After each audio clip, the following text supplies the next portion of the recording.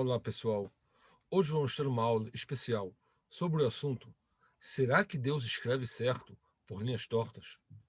Muitas mudanças, pesadas e profundas, estão atormentando a humanidade atualmente. Os líderes do mundo livre estão em profunda crise econômica.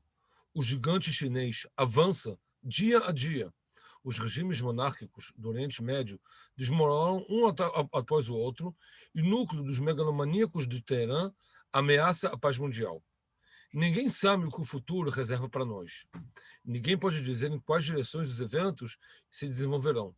Cada um desses eventos pode ser um evento que marcará o início de uma nova ordem mundial, mas também pode ser lembrado como um episódio passageiro que deixou sua marca por gerações.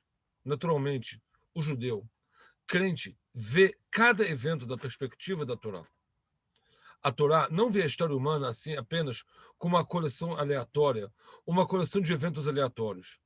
Toda a criação, desde a criação do mundo até o fim dos dias, esta história é construída sobre um plano mestre geral, que cada evento é uma outra etapa e um outro elo de uma cadeia de eventos que leva à criação à estação final, a descoberta da luz da verdade na escuridão embaçada.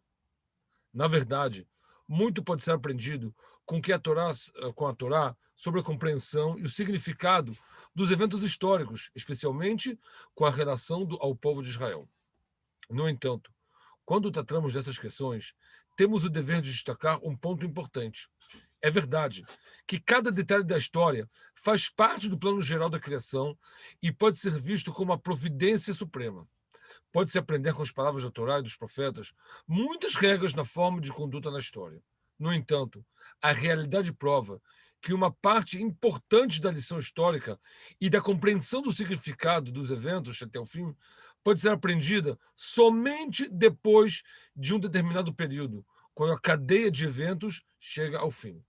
E não em um momento em que estamos no meio dos processos e os eventos estão se desenrolando. Enquanto a sequência de eventos continuar com força total, seu significado total não pode ser assumido. Por exemplo, vamos olhar para a queda do comunismo.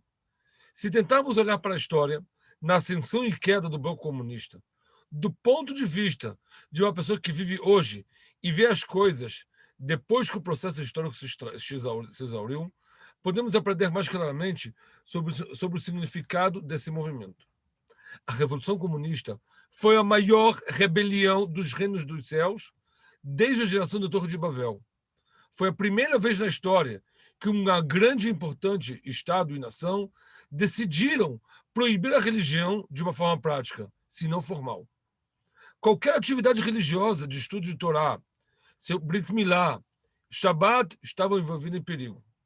Não foi uma discriminação entre uma religião e outra, mas uma coerção completa do ateísmo absoluto, uma guerra aberta em qualquer religião, uma terrível proibição de mencionar o nome de Deus.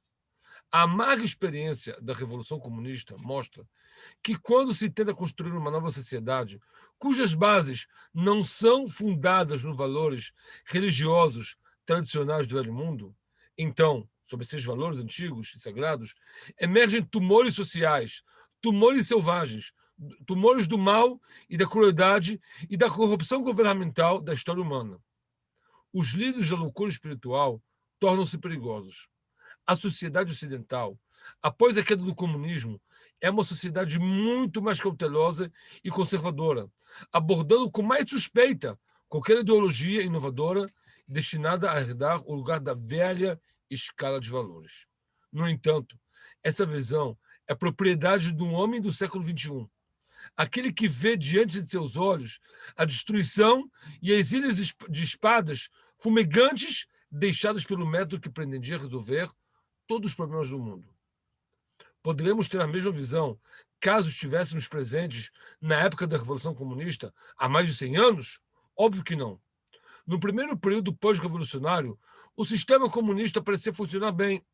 Durante a época de Stalin, a produção industrial disparou 400% e o status da União Soviética aumentou, tanto econômica quanto militarmente e politicamente. Caso nossas vidas fossem, naquela época, Com muita dificuldade, ou quase impossibilidade, não conseguiríamos entender o decorrer da história, vendo nitidamente que o caminho dos perversos estava sendo bem sucedido. Isso é verdade para qualquer evento histórico.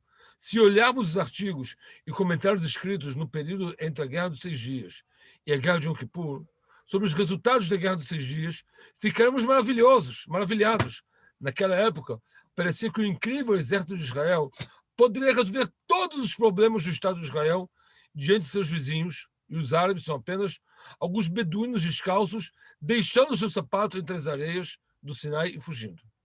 Não muitos anos depois, no ano de 1973, o quadro mudou completamente. Portanto, mesmo quando tentamos entender os movimentos que acontecem diante de nossos olhos, devemos nos lembrar da regra muito bem feita. Não é mostrado ao tolo metade do trabalho. É impossível entender para onde tem traindo no meio do caminho. É impossível entender as obras divinas sem esperar pacientemente e ver o resultado final. Muito obrigado.